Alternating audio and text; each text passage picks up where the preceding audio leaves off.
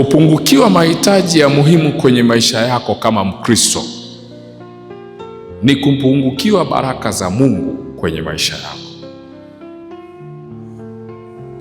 Yaani unapoona kila unachokifanya hakifiki popote, una upungufu wa baraka za Mungu kwenye maisha yako.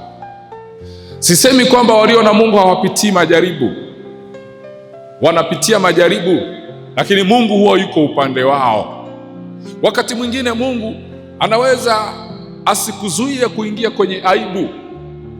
Haimaanishi kwamba hutapata mtikisiko. Mitikisiko utaipata, lakini hiyo mitikisiko utakayoipata Mungu atakuwa upande wako. Tulikuwa hatuna kazi, tukamwomba Mungu atupe kazi, na tukaahidi kwamba Mungu tutakuwa tunakutolea fungu la 10, lakini baada ya kupata kazi tukasahau. Ulikuwa unaomba ndoa, umepambana, unaipata, lakini kupitia hiyo ndoa unaweza ukamkosea Mungu. Kufanya kazi na Mungu kunahitaji uaminifu, na ndicho ambacho tulio wengi leo tunakikosa. Kwa sababu ya watu kukosa uvumilivu, wanaikana imani Katoliki. Wakipitia majaribu kidogo, wanaikana imani Katoliki.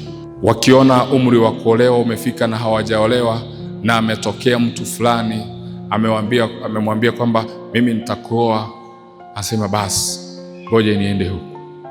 Ukifanya kazi bila Mungu, hiyo kazi haiwezi kukufikisha popote, lakini ukifanya kazi na Mungu utafika mahali popote unapotamani kufika.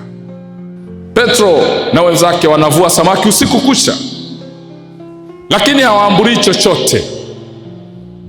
Anapofika Yesu anawaambia, ngoja niwafundishe, siku nyingine msirudie kuja kuvua samaki bila kunialika, bila kuniomba.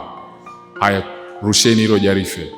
Wanarusha jarife, ile jarife linarudi na samaki, mpaka wanashindwa kuvuta lile jarife kwenye bahari ile ile ambayo walikuwa wanazunguka usiku kucha wakitafuta samaki.